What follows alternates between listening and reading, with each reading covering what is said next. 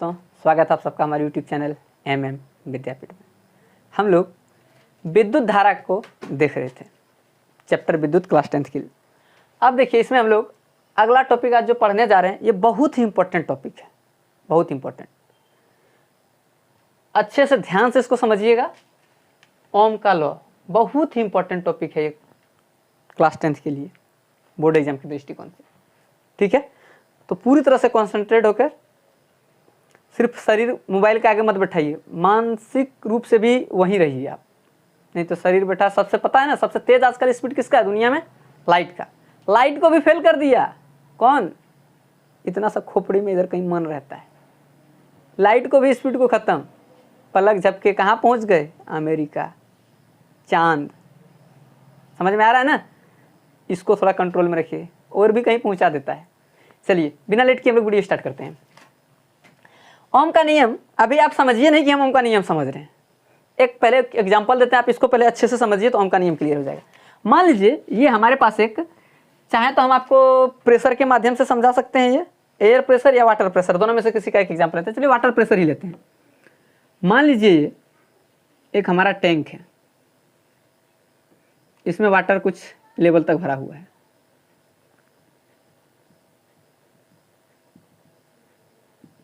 इसको हम क्या करते हैं, 3 इसमें छेद कर देते हैं, फर्स्ट, सेकेंड, थर्ड। सबसे बेसिक जो फोर्स होगा कहाँ पे होगा? सबसे ज़्यादा फोर्स यहाँ से जो पानी निकल रहा होगा, ये सबसे ज़्यादा फोर्स से निकल रहा होगा। ये वाला का थोड़ा कम और ये वाला का और कम। देख रहे हैं आप? नीचे वाला का पानी ज़्यादा स्पीड से जा रहा है क्योंकि प्रेशर यहाँ ज़्यादा है, इसका प्रेशर कम, इसका प्रेशर और भी कम। सबसे ज़्यादा प्रेशर यहाँ पे है, यहाँ पे कम, यहाँ पे और कम। अब ध्यान से देखिए, जो वाटर फ्लो कर रहा है, हम जानते हैं किसी भी चीज़ को फ्लो करने के लिए डिफरेंस होना चाहिए। वाटर फ्लो क्यों कर रहा है? प्रेशर की वजह से। तो बाहर का प्रेशर आप मान लीजिए कि 0 है। बाहर का जो प्रेशर आपका मान लीजिए पी आउटर, यहाँ इस पोजीशन पे क्या मान लीजिए आप, पी आउटर आपका 0 है, 0 ATM। अब देखिए अगर यहाँ आपके अंदर प्रेशर है, अब देखिए यहाँ इसमें प्रेशर है, प्रेशर P1, यहाँ पे पॉइंट P2 कर देते हैं और ये वाला पॉइंट हमारा P3। आपको पता है कि P3 में सबसे ज़्यादा पानी स्पीड जा रहा है। इसका मतलब है कि अगर P3 माइनस P0 करेंगे तो जो इसका वैल्यू होगा, और जो P2 माइनस P0 करेंगे और जो P1 माइनस P0 करेंगे, तीनों में से जो सबसे ज़्यादा डिफरेंस होगा प्रेशर का, जितना ज़्यादा डिफरेंस उतना तेज़ी से निकलेगा, जितना ज़्यादा डिफरेंस उतना ही तेज़ी से निकलेगा। सबसे ज़्यादा डिफरेंस आपको यहाँ देखने को मिलेगा 3 और 0 के बीच में, क्योंकि यहाँ प्रेशर ज़्यादा है और 12 का 0, तो 3 माइनस 0 जो प्रेशर यहाँ है वही रह जाएगा। तो सबसे ज़्यादा डिफरेंस हमारा कहाँ पे मिल जाएगा? यहाँ पे। इसका प्रेशर सबसे ज़्यादा, इसका उससे कम, और ये हमारा सबसे कम। एरो से आप समझ सकते हैं इसका मैग्नीट्यूड, सबसे ज़्यादा यहाँ, सबसे कम यहाँ, बीच में, इस दोनों के मिडिल का। इसलिए सबसे ज़्यादा पानी भी यहाँ तेज़ी से जा रहा है और इससे कम तेज़ी से बीच में, और सबसे कम तेज़ी से सबसे ऊपर वाले में। तो आप देख रहे हैं कि प्रेशर का डिफरेंस जितना ज़्यादा हो रहा है, पानी भी उतना ही तेज़ी से निकल रहा है। आपने बैलून फुलाने का प्रयास किया होगा। बैलून जब पूरे तरह से खाली होता है, पूरा तेजी से हवा देते हैं तो पूरा बड़ा फूल जाता है, लेकिन एक लिमिट के बाद, वो फूलने के बाद अगर आप उसको फुलाना चाहेंगे, और अगर बैलून जिसका बना है वो थोड़ा हार्ड कवर हो, मान लीजिए आप ब्लाडर हो, आपका वो फुटबॉल का ब्लाडर हो, अंदर वाला अगर हिस्सा निकाल दें, अगर फूकें आप तो कुछ देर तक तो आप थोड़ा सा फूक सकते हैं, लेकिन उसके बाद उसको आप फूक नहीं पाएंगे, क्योंकि आपका शुरू में प्रेशर क्या था? उसका 0, वो सिकुड़ा हुआ था। आपका प्रेशर हाई लेवल का था, अंदर चले गया। कुछ समय बाद उसका प्रेशर आपका इक्वल होने लगेगा, और इक्वल होने लगेगा तो क्या होगा? वो आप उसमें हवा भरने में मुंह से कठिनाई महसूस करेंगे। और क्या, और यदि कोई फुटबॉल आपको पहले से पूरा हवा भर के दें और आपका मुंह में बोले कि लगा के सिर्फ रोकना है, और कोई मतलब इस तरह से कोई निब हो जो आप लगा के मुंह में उसको घींच दें और मुंह में सटा हुआ है फुटबॉल, तो आपका उल्टे, आपका फुटबॉल को आप नहीं हवा दे पाएंगे, बल्कि आपका ये फुटबॉल बन जाएगा। नहीं, वजह क्या है? डिफरेंस, प्रेशर डिफरेंस ज़्यादा हो गया। यानी उसका प्रेशर हाई, किसका? फुटबॉल का, ब्लडर का, और हमारा प्रेशर जो मुंह का प्रेशर है, माउथ का, वो क्या हो गया? लो हो गया। और लो हो गया तो इसकी वजह से इधर से इधर फ्लो करेगा, और जो डिफरेंस जितना ज़्यादा होगा उतना ही तेजी से फ्लो करेगा। सेम कंडीशन हमारा लागू होगा किसमें? ओम के नियम पर।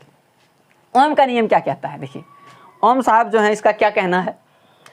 इनका कहना है कि किसी निश्चित ताप पर, किसी निश्चित ताप पर किसी चालक से प्रवाहित होने वाला विद्युत धारा चालक के सिरों के बीच के विभवांतर के समानुपाती होता है। इनका कहना है कि किसी चालक के सिरों से जो करंट जाएगा ये मान लीजिए वो डिफरेंट करेगा कि उसको कितने वोल्ट का बैटरी से जोड़ें, दोनों के बीच का डिफरेंस जो है, पोटेंशियल डिफरेंस, वो कितना ज़्यादा है।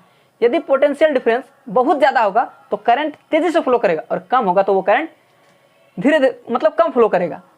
कहना क्या चाह रहा है ये, निश्चित ताप क्यों किया, क्योंकि ताप बढ़ाने से ना, ताप बढ़ाने से सेम एक ही कंडक्टर है, मान लीजिए ये कॉपर वायर है, ये 25 डिग्री सेल्सियस पर है एनटीपी पर, इसको 50 डिग्री सेल्सियस कर दीजिए, 100 डिग्री में सेल्सियस कर दीजिए। आप अगर इसका हीट बढ़ाएंगे ना, अगर आप इसको हीट करेंगे तो इसका रेसिस्टेंस भी चेंज करेगा। तो सेम वायर होने के बावजूद, सेम वोल्टेज होने के बावजूद भी इसमें करंट का जो मान जाएगा वो डिफर कर जाएगा। इसलिए बोला कि किसी निश्चित ताप पर किसी चालक से प्रवाहित होने वाला विद्युत धारा चालक के सिरों के बीच के विभवांतर के समानुपाती है। बस इतना सिंपल है ओम्स लॉ, आप इससे बढ़िया से समझ सकते हैं। अब चलिए हम लोग देखते हैं, यदि मान लीजिए चालक में प्रवाहित होने वाला विद्युत धारा हमारा कितना है, I है, तथा चालक के सिरों के बीच का जो विभवांतर है वो V है, तो ओम का नियम क्या कहता है। देखिए हम एक इसके लिए डायग्राम ड्रॉ करते हैं।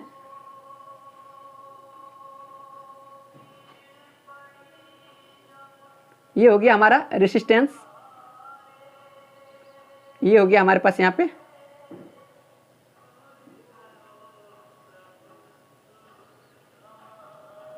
पे हम लोग लगा देते हैं एक स्विच। अब देखिए ये हो गया प्लस, ये हो गया माइनस, करंट इधर से फ्लो करेगा। और इसको नापने के लिए एक हम एमीटर लगा देते हैं। अगर एमीटर नहीं लगाएंगे तो फिर इसको हम लोग नापेंगे कैसे, कितना करंट गया। यहाँ एक एमीटर लगा दिए, प्लस माइनस, और एक वोल्टमीटर भी लगाना होगा कि डिफरेंस देखेंगे कि अगर बढ़ा रहे हैं तो वो क्या हो रहा है। तो वोल्टमीटर हमेशा लगता है पैरेलल, इसीलिए इसको पैरेलल जोड़ते हैं। और ये एमीटर लगता था सीरीज में समांतर, तो उसको देखिए समांतर जोड़े, ये हो गया हमारा वोल्टमीटर। कोई दिक्कत। ओम्स का नियम अब क्या कहता है, सो देखिए ओम्स लॉ जो है क्या कह रहा है कि एक तार फिक्स कर दिया, टेम्परेचर फिक्स कर दिया, इनका कहना है ओम का नियम का। क्या कहना है ओम साहब का, देखिए ओम के नियम से, बहुत ही इंपॉर्टेंट टॉपिक है, इसको ध्यान से देखिएगा। ओम के नियम से, ओम का नियम से क्या होता है, इनका कहना था कि जो इसमें किसी चालक में जो धारा प्रवाहित होगा I, ये डायरेक्टली प्रोपोर्शनल टू द, यानी समानुपाती होगा किसके, चालक के सिरों का जो डिफरेंस है, ये दोनों के बिंदुओं के बीच में जो पोटेंशियल डिफरेंस है इसके समानुपाती होगा। और आप लोग जानते हैं कि इसमें I करंट जा रहा था, अब वोल्टेज डिफरेंस से कितना दिया हुआ था V, कि जितना ही अगर कोई हमारा ये क्या हो, समानुपाती का चिन्ह है डायरेक्टली प्रोपोर्शनल का, इसको हटाना और इक्वलिटी का साइन लाना, तो एक कांस्टेंट देना होता है। तो यहाँ I इज इक्वल टू हो जाएगा हमारा, इज इक्वल टू में बदल दिए, एक कांस्टेंट चाहिए तो वो कांस्टेंट यहाँ हो जाता है हमारे पास R। तो I इज इक्वल टू एक फॉर्मूला भी बन गया हमारे पास, क्या हो गया I, या इसको हम कह सकते हैं V इज इक्वल टू आई है। वैसे भी देखिए I अगर R इधर आएगा तो मल्टीप्लाई हो जाएगा, तो V इज इक्वल टू आई है। R यहाँ क्या है इसको देखते हैं पहले। कांस्टेंट हमारा क्या है, जहाँ where R is a resistance. Resistance क्या होता है, रेसिस्टेंस, इसके बारे में हम लोग नेक्स्ट वीडियो में ज़्यादा डिटेल में चर्चा करेंगे, लेकिन फिलहाल हम यहाँ थोड़ा सा इसके बारे में इंट्रोड्यूस कर देना जरूरी होगा, क्योंकि हम लोग R का यूज़ किए हैं। जहाँ R क्या है, प्रतिरोध है। R हमारा क्या है, प्रतिरोध है। प्रतिरोध होता क्या है, प्रतिरोध को हम लोग बोलते हैं रेजिस्टेंस। रेजिस्टेंस का अर्थ क्या होता है, प्रतिरोध शब्द का शाब्दिक अर्थ क्या होता है, किसी चीज को रुकावट डालना, किसी के प्रवाह को रोकना, इसको कहते हैं प्रतिरोध करना, विरोध करना। तो यहाँ आखिर प्रवाह किसका होगा, पानी का प्रवाह होगा, हवा का प्रवाह होगा, इलेक्ट्रॉन का। किसका प्रवाह होगा, इलेक्ट्रॉन का। इलेक्ट्रॉन जो जा रहा है वही तो हमारा करंट बना रहा है, करंट जो बना रहा है इलेक्ट्रॉन फ्लो कर रहा है, तो उसको वो रोकता है। ये क्या करता है, रोकता है। तो रेजिस्टेंस क्या है, ये एक गुण है वायर का जो उसको करंट फ्लो करने से वो रोकता है। फिलहाल आर के बारे में इतना ही जानिए, आर का डिटेल हम लोग नेक्स्ट वीडियो में। यहाँ तक कोई दिक्कत। तो ये था ओम का नियम का कहना, पूरा सिंपल, वेरी इजी। किसी निश्चित ताप पर किसी चालक से प्रभावित होने वाला विद्युत धारा चालक के सिरों के बीच के विभवांतर के समानुपाती होता है। यदि चालक में प्रभावित होने वाला विद्युत धारा मान लीजिए I है, I, तथा चालक के सिरों के बीच का विभवांतर V मान लीजिए V है, तो ओम का नियम से I डायरेक्टली प्रोपोर्शनल V, ये ओम का नियम कहता है। तो कांस्टेंट एगो दिए प्रोपोर्शनलिटी हटाने के लिए, तो V इज इक्वल टू हो गया IR, जहाँ R क्या है, where R is a resistance. अब ध्यान से देखिए हम क्या बताना चाह रहे हैं। अब इसका सत्यापन बहुत इजी है। इसका सत्यापन, मान लीजिए ये जो हमारा डायग्राम है, इसका देख लेते हैं हम लोग थोड़ा सा सत्यापन। अगर ओम का नियम आए एग्जाम में तो सिर्फ यही लिखना है, ठीक। लेकिन अगर ये आएगा तो 2 नंबर के मार्क्स में आएगा, 2 मार्क्स में। और अगर ये सत्यापन भी पूछ लिया तो 5 नंबर का क्वेश्चन होगा, ठीक है। तो आप बहुत ध्यान से देखिए इसको, और ये नहीं कि थोड़ा सा परेशानी हुआ तो इसको बंद कर दिए, गर्म लग रहा, लाइन चल गया, ऐसा नहीं करिए। क्योंकि मेहनत अगर इतना आसानी से कोई चीज़ मिल जाता तो सब कोई बैठे बैठे रहता है। मेहनत करने का ज़रूरत क्या था? पसीना निकालना पड़ता है। अगर आज थोड़ा सा पसीना नहीं बहा लिया मेहनत करके, तो आने वाला समय में रोएगा, बहुत रोएगा। मजदूर भी पसीना बहाता है लेकिन बहुत रोएगा। और यदि ये समय रहते सही टाइम पर पसीना अपना बहा लिया तो फिर बाद में रोने का ज़रूरत नहीं पड़ेगा। और एक कहावत भी है कि जो पानी से रोज नहाता है ना, वो सिर्फ लिबास बदल सकता है। लिबास मतलब कपड़ा। जो पानी से नहाता है ना, सिर्फ लिबास बदल सकता है। लेकिन जो पसीना से नहाता है ना, वो लिबास नहीं, इतिहास बदल सकता है। सिर्फ इतिहास पढ़ते मत रहिए, कुछ ऐसा भी करिए कि इतिहास में आपका नाम और इतिहास में आपको पढ़ाया जाए, ठीक है। तो सिर्फ पानी से नहा के लिबास मत बदलिए, पसीने से नहाइए और इतिहास बदलिए। चलिए सत्यापन देखते हैं इसका क्या होता है। ओम्स लॉ का सत्यापन करना मतलब क्या? इसको वेरीफाई करना है कि ये सही है या गलत है। तो वेरीफाई क्या करते हैं हम लोग? देखिए, वोल्ट मीटर हमारा क्या बता रहा है? विभवांतर बता रहा है, पोटेंशियल डिफरेंस। और एमीटर क्या बता रहा है? इसमें प्रवाहित होने वाला विद्युत धारा का मान। अब हम क्या करते हैं, जैसे जैसे भी को हम लोग इंक्रीज करते हैं, जैसे जैसे हम लोग भी को क्या करते हैं, इंक्रीज करते हैं, जैसे जैसे हम भी को इंक्रीज करते जाते हैं, देखिए वैसे वैसे हमारा आई भी क्या होता है, इंक्रीज करते जाता है। जैसे जैसे हम भी को इंक्रीज करते हैं वैसे वैसे हमारा आई भी इंक्रीज करते जाता है। और यदि हम इसको एक ग्राफ पेपर पर प्लॉट कर दें, यदि हम इसको एक ग्राफ पेपर पर प्लॉट करते हैं तो उसका देखिए कंडीशन क्या होता है। ये हो गया हमारा वाई एक्सिस, ये हो गया एक्स एक्सिस। अब ध्यान से देखिए, इसको यदि हम इस पर प्लॉट करें, ये थोड़ा टेढ़ा लग रहा है क्या? अगर इसको हम प्लॉट करें और वाई एक्सिस पे हम मान रख देते हैं इधर, और एक्स एक्सिस पे क्या रख देते हैं, भी रख देते हैं। ये हो गया हमारा ओरिजिन।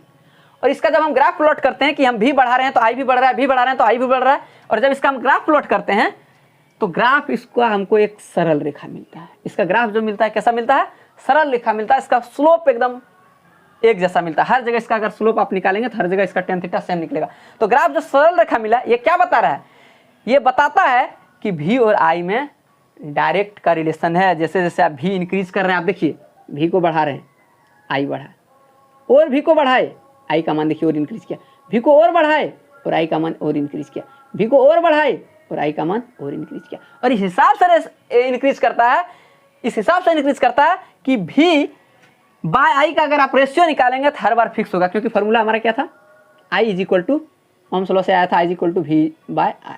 और अगर आप आर को यहाँ कर दें तो क्या हो जाएगा, भी बाय आई। और जहाँ हम आर को क्या माने थे, कांस्टेंट, जहाँ हम आर को क्या दिए थे, कांस्टेंट। इसका मतलब है कि भी इस हिसाब से बढ़ेगा उसी हिसाब से आई भी बढ़ेगा, ताकि दोनों का रेशियो फिक्स हो जाए, मतलब सेम रहे, कांस्टेंट।